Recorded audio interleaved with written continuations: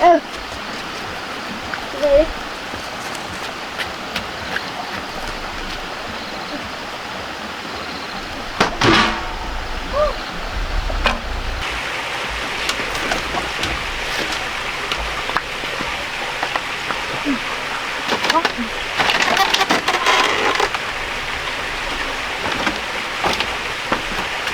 Em xuống. Rồi đi ra ngoài đi nhá. Rồi.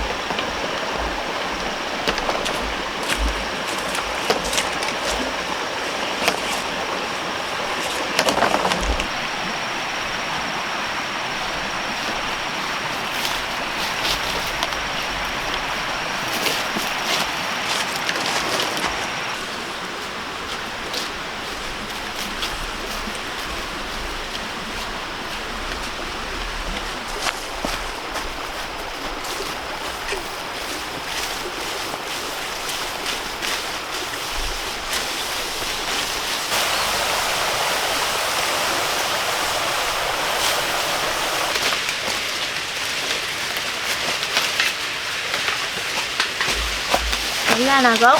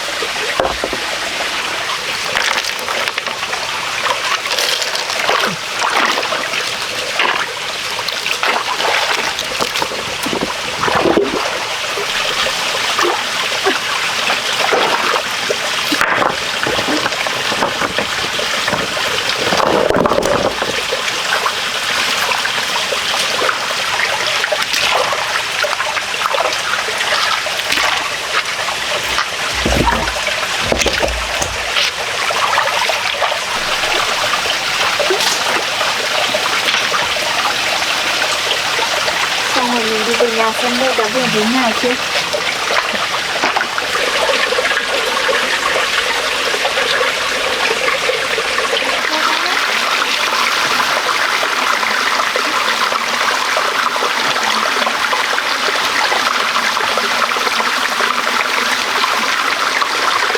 Về đi gấu. Ê.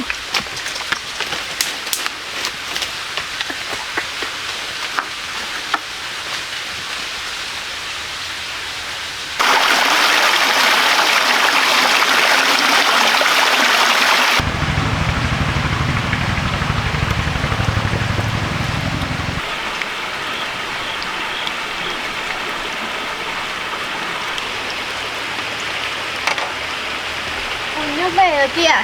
Về đây gấu ơi.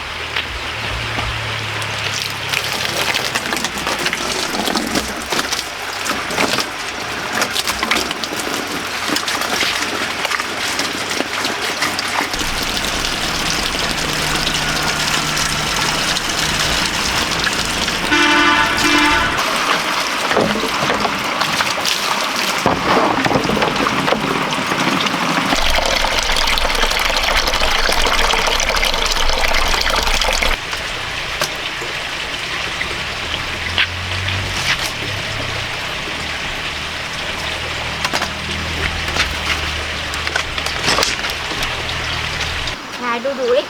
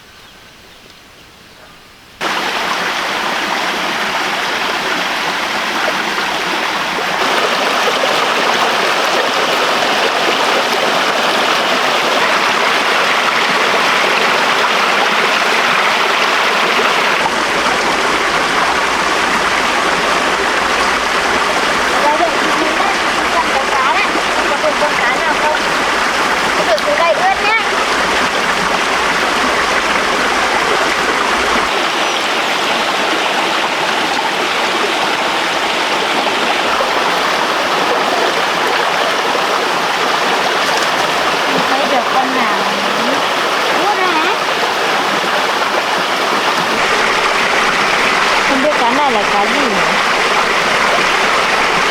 Em mang về cho em gấu ăn thôi.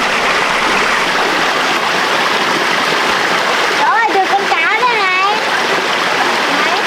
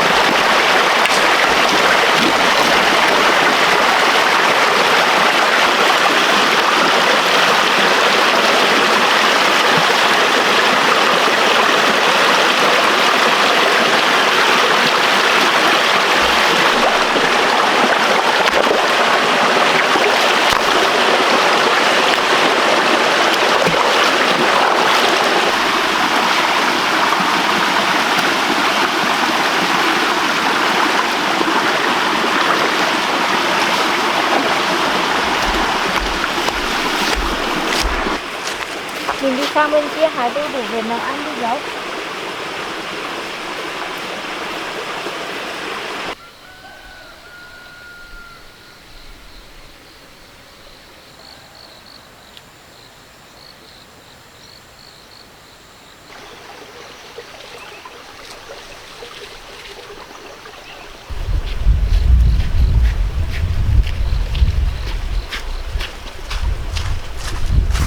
Đi đây gấu.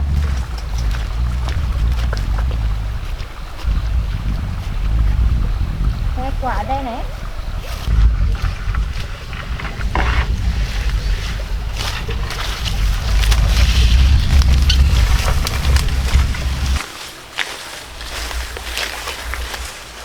Có phải quả đu đủ chín kìa gấu ơi.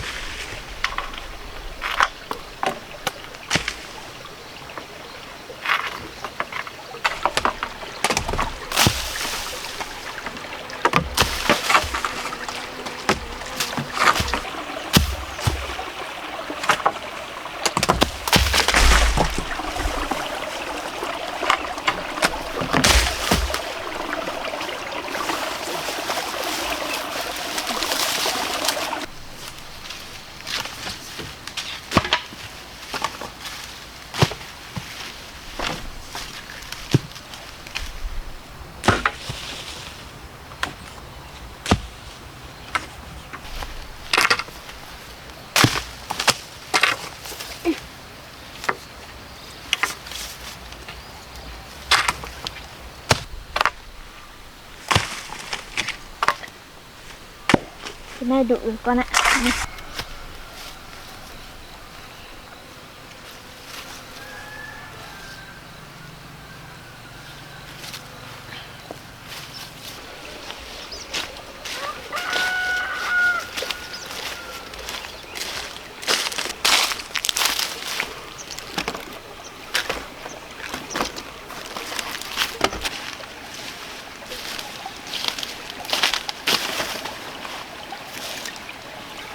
Đu đủ đấy hả?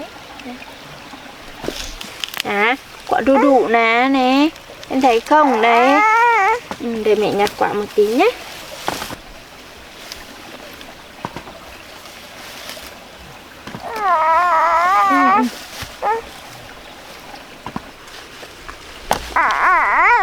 Để mẹ nhặt quả vào đấy nhé. Hey, tí thôi nhỉ.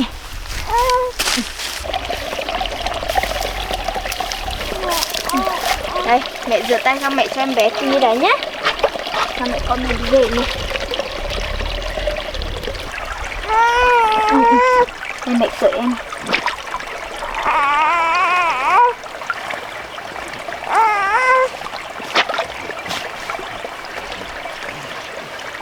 Nhảy đây nhé. Hello, hello em bé của mẹ. Không nhẹ hả? Tí nhá, nhá cho tí nhá, cùng một đốt vào trán rồi nè. Đây, tí của em đây.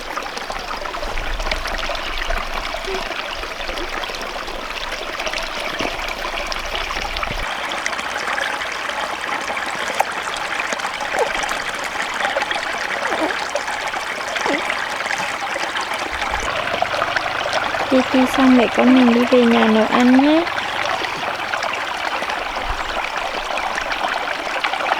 Tay bận hết.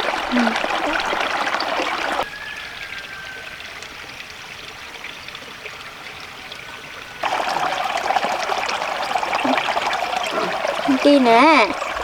Mẹ con em đi về nhá. Ấy dù bị môi á. Mẹ con em đi về ạ. Muộn rồi.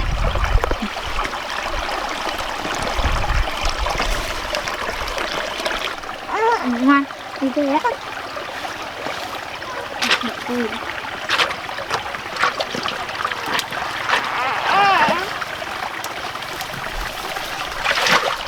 Rồi, đi về thôi.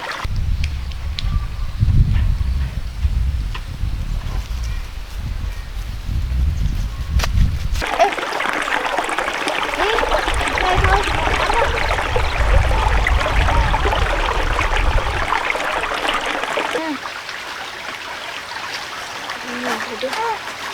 Ê, đi về đâu?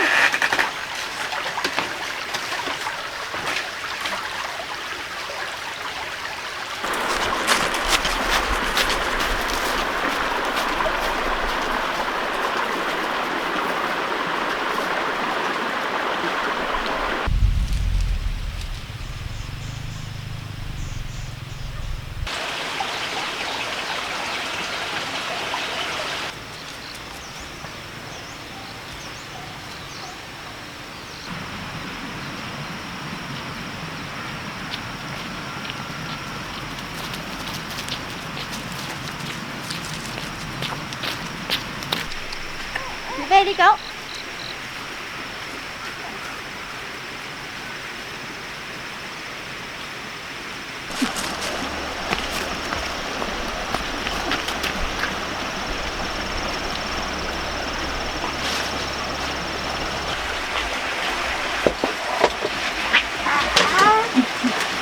Lên nhà đấy. Cho em bé ngồi ghế nhá.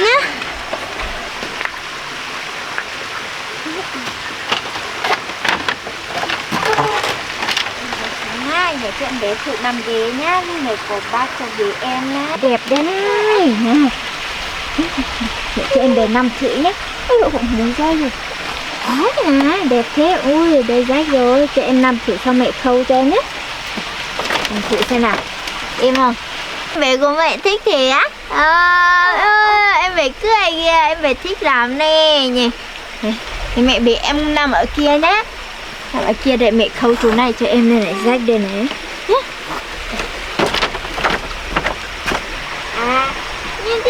vô lắm chơi. Nhau.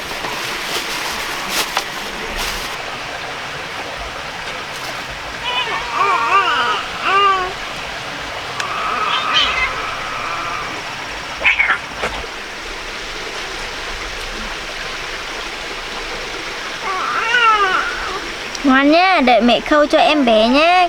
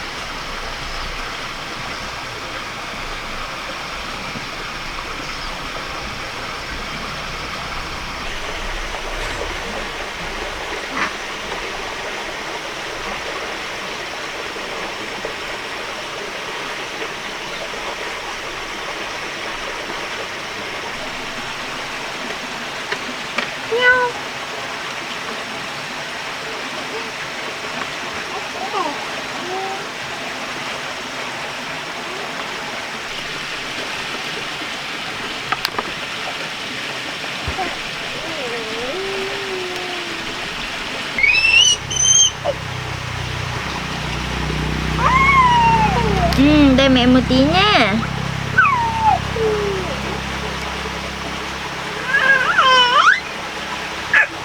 Rồi mẹ khâu xong rồi. Mèo mèo này, mèo này, kìa ơi, mèo này. Mẹ em để nằm ghế nhá, này em thế nha, đẹp thế nha. Rồi, giỏi thế nha, mẹ cúc cái này đi, không thì em rơi đấy. Em thích chị, ơi ơi ơi. Em bé mình thích ghế lắm nè. Em ngồi đây nhá, mẹ đi làm nhá. Em nằm đây chơi nhá, mẹ đi làm nhá. À, mẹ đi nấu ăn nhá, đói lắm rồi nhá. Nhá nhá.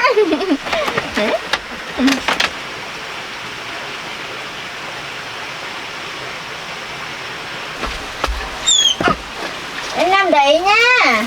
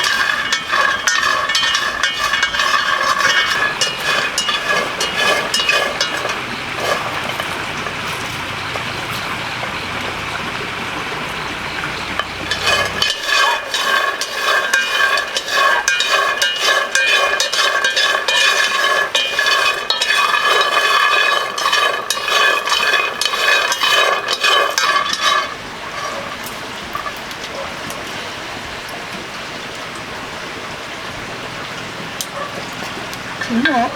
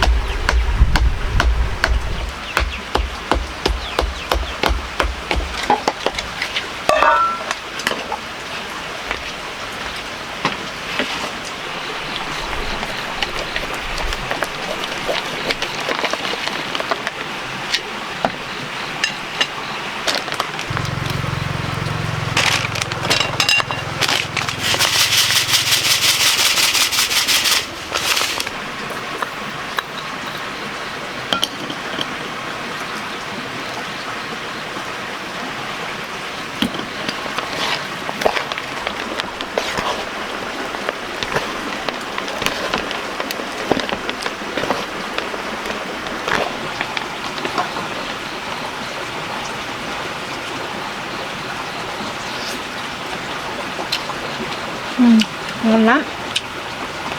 Gấu ơi.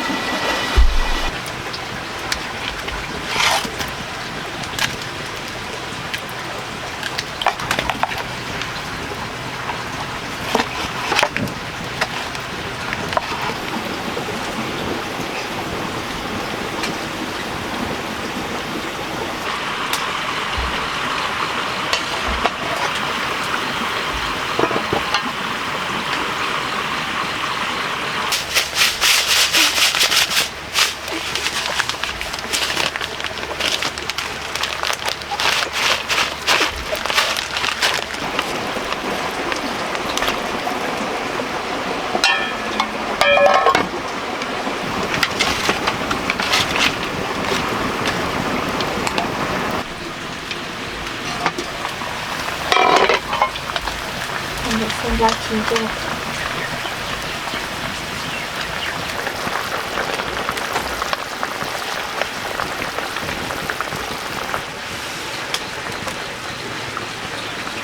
Chín rồi, mẹ bên nồi xuống hết.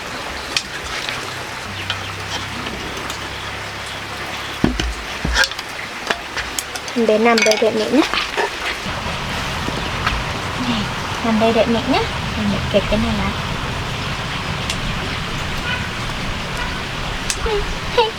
Bỏ tay mẹ ra.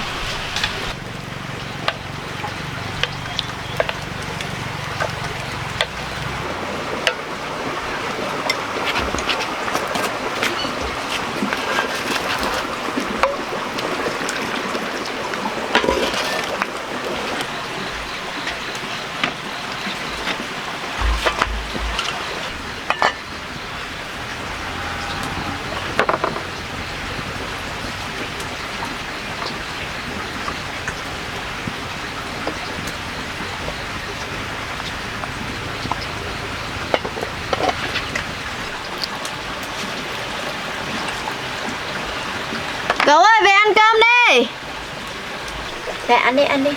Đấy. Mẹ mời con ăn cơm nhé. Nhé. Em nằm đấy đợi mẹ ăn cơm nhá. Nhá. Cười tươi thế. Ừ.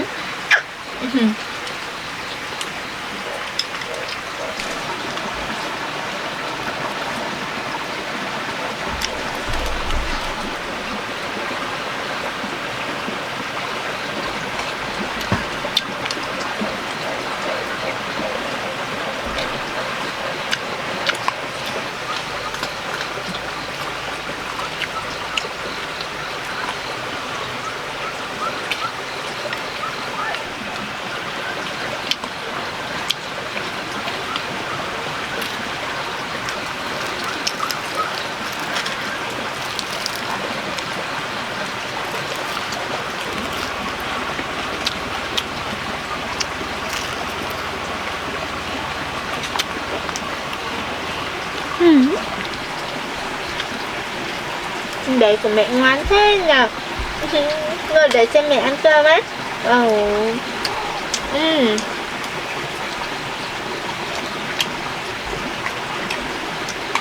Em bé của mẹ lớn nhanh nhanh ăn cơm với mẹ nhé. Mẹ ăn cơm một mình buồn lắm. Phải có em cơ nhờ.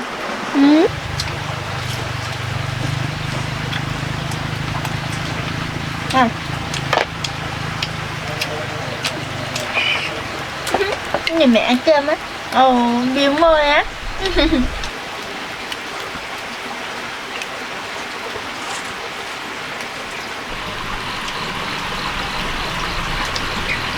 Đợi mẹ ăn xong thì mẹ cho em bé tí nhé. Ngon ngon để mẹ nhé.